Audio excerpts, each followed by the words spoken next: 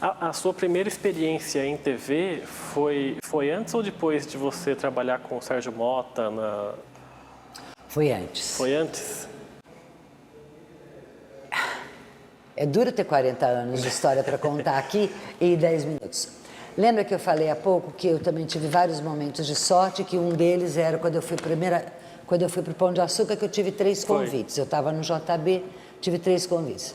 Aí eu saí do Pão de Açúcar com 2 convites e quase sem saber exatamente para onde eu ia. Eu sabia que no dia seguinte eu ia para algum lugar. Se era voltar para a agência, se era voltar para o Estadão, para a agência Estado ou ir para o JB. Eu acabei indo para o JB antes dessa experiência da agência Estado.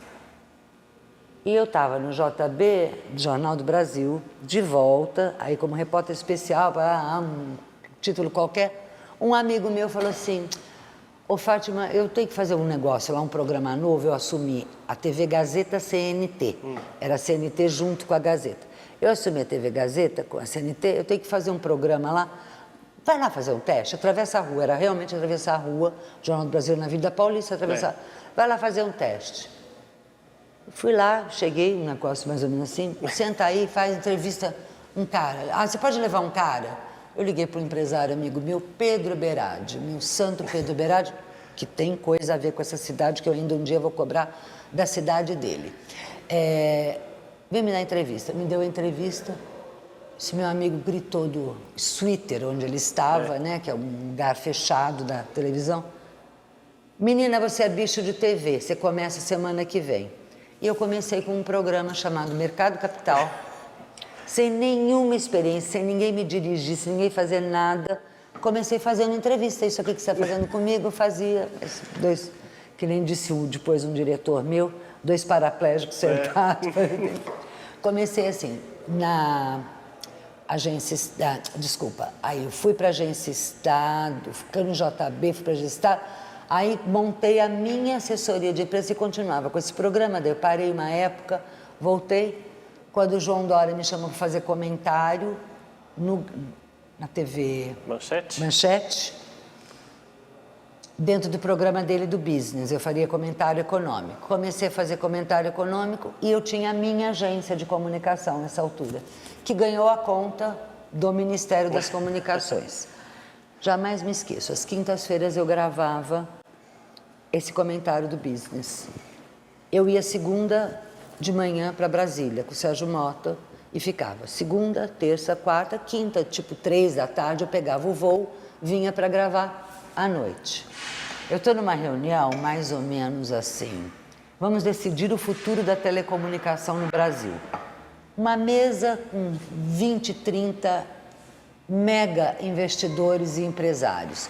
E eu faço assim, com uma cara de pau. Ministro, preciso ir. Ele vira na frente de todos, imagina aquela coisa grande do Sérgio Mota, todos. Olha, vocês desculpem, viu, mas a minha assessora tem um compromisso, nós não podemos continuar a reunião, vai ter que encerrar a reunião às 4 horas da tarde de quinta-feira, porque a minha assessora não pode ficar, né, dona Fátima, na frente de todo mundo. Você imagina como eu saí de lá, acabada, né? Saí, porque eu tinha um compromisso, não podia falhar com a coisa da TV, e era meu compromisso verbal com ele. Óbvio que depois à noite liguei para ele, falei, ministro, acabei de pedir demissão, não vou mais e vou ficar com o senhor enquanto o senhor não privatiza essa Telebrás, né? E aí pedi demissão do Business, parei de fazer, e aí demorou o quê? Sei lá, mais 2, 3 anos para um ex-diretor da Gazeta me chamar que tinha assumido a Rede Mulher. Pulei alguma coisa? Não, mas com o Sérgio Mota você trabalhou muito tempo, porque ele morreu em abril, né, de 98. Isso, eu trabalhei de 6 meses, 6 a 7 meses diretamente com ele. Com o Ministério um pouquinho mais, já tinha a conta do Ministério, vamos dizer, desde maio, junho de um ano, com ele diretamente, acho que eu devo ter começado a trabalhar em setembro. Eu sei que teve algum feriado até que ele, tipo 15 de novembro, que ele me convocou para uma reunião, tipo Ubatuba, aqui que ele estava. E daí, infelizmente, ele veio a falecer infelizmente para ele, para o governo Fernando Henrique, para o PSDB e para muita coisa a mais e para o país também. Porque ele era uma pessoa forte no governo, Extremamente né? forte. E era... Articuladésimo. Fernando Henrique, faça isso. Ou a frase que o eternizou, que é não se apequene. É a melhor frase do Sérgio Mota ao Fernando Henrique. Não se apequene. E a partir de quando aí você se dedica a apenas ao seu programa sobre economia, passando pela Rede Mulher, hoje na Record News? Então, Rede Mulher, eu fui em 2000, portanto 15 anos estou fazendo de programa agora. Fui em 2000 para a Rede Mulher, comecei o programa, aí já comecei a ver que estava na hora de diminuir o ritmo. Porque tinha casado de novo, estava meio apaixonada pelo novo marido, que continuo, tá? Casada, apaixonada também. Mas enfim. Minha filha adolescente, já assim, também vocês sabem, querendo cuidar, já que eu não cuidei da infância, eu vou cuidar da adolescência. Para que vale tanta coisa? Eu quero continuar trabalhando, mas não muito.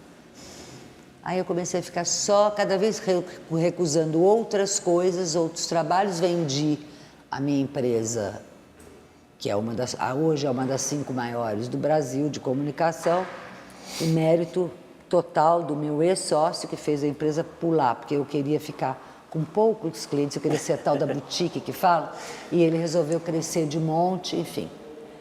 Está super grande. E aí fiquei só com o programa de TV. E é isso que eu faço, que eu adoro. E que sobra tempo para fazer outras coisas. E hoje na Record News é às segundas-feiras? Até o mês que vem, porque depois vai voltar, o público pediu. Rodrigo, não tem jeito, então vai voltar a ser diário. Primeira mão aqui para você, vamos voltar a ser diário. Hoje é segundas-feiras, uma vez por semana, portanto, às 11 horas da noite, com reprise às quartas. Reprise do mesmo programa. Tem 2 dados. Um, que em economia é muito complicado você ficar com o programa semanal, mesmo sendo um programa que é a característica do meu, desculpa, bati aqui, analítico. Depois, porque não cria hábito, essa coisa de criar o hábito do telespectador. Todo dia eu vou dar aquela, zapeadinha e achar você por lá. E outro, porque o programa é de 1 hora, é muito longo, para a economia é muito longo. Então, a gente vai voltar a ter um programa de meia hora, diário. E você não sente falta do jornal impresso? Infelizmente, hoje em dia, sequer para ler. Eu acho que eu fui uma das pessoas mais reticentes em abandonar o físico, o papel impresso, mas hoje em dia eu abandonei. E não me vejo sujando mais a mão com ele, brincadeira à parte, Meu grande chefe no jornal, no Agência Estado, que foi o Rodrigo Mesquita, articulador, cara genial, como todo gênio, incompreendido por ser gênio. Ele dizia, quando a gente começou, porque ele me dava maior força nesses produtos que eu criei na Agência Estado, ele dizia, pode criar tudo isso, porque o jornal impresso tem prazo de validade, em 10 anos está acabado. Claro que não acabou em 10 anos e nem acredito que acabará totalmente, mas vão ficar pouquíssimos. A gente viu muitos morrendo, né? Jornal da Tarde, Jornal do Brasil. Não, no mundo inteiro. É fenômeno mundial, não é fenômeno brasileiro. É no mundo inteiro, realmente cada vez menos, cada vez vão ficar, eu acho, alguns poucos em cada país e talvez um outro regional que tenha aquela força regional. O resto está aqui, olha. A gente está conversando aqui, eu não vou falar quem, mas, por exemplo, tem uma pessoa que está no telefone, no aplicativo, em um aplicativo. Provavelmente aqui várias pessoas estão nos aplicativos. É o aplicativo o caminho da notícia.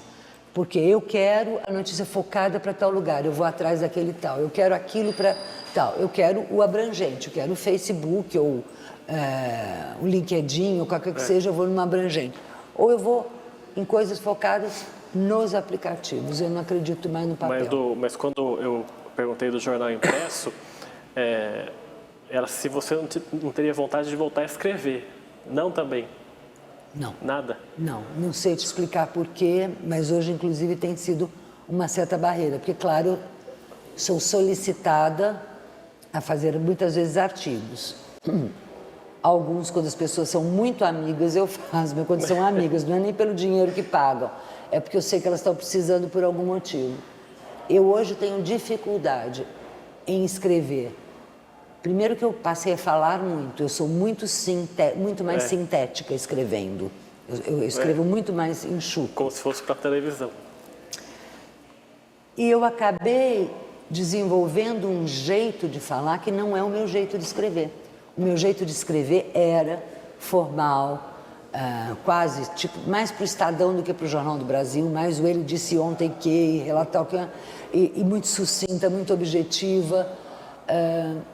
Em TV eu acabei sendo assim muito mais solta, falante. Eu sou eu. Que se você dificilmente você vai ver dizer que a Fátima daqui dessa cadeira é diferente da que pode estar lá fora. Eu sou exatamente assim. Sou e solta.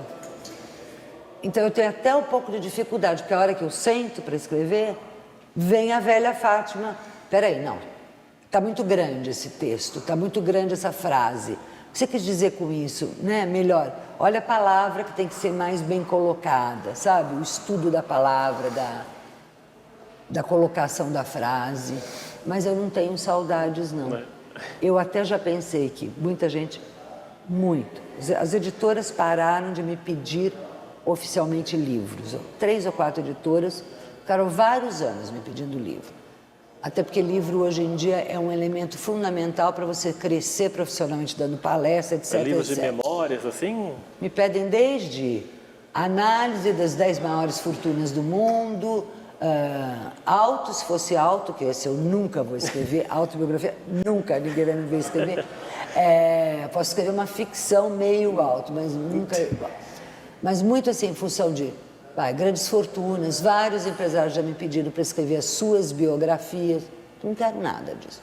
Talvez um dia eu escreva, mas eu já pensei que se eu vier escrever, eu vou falar para depois pôr no papel. Dessa parte final agora da nossa conversa, queria que você analisasse, você falou dos jornais impressos, a gente teve um jornal de economia muito famoso, que foi a Gazeta Mercantil. Hoje a gente tem o Valor Econômico. Como é que você avalia hoje esses jornais específicos?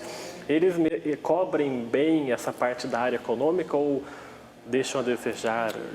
Tomara que os meus amigos do Valor não nos ouçam.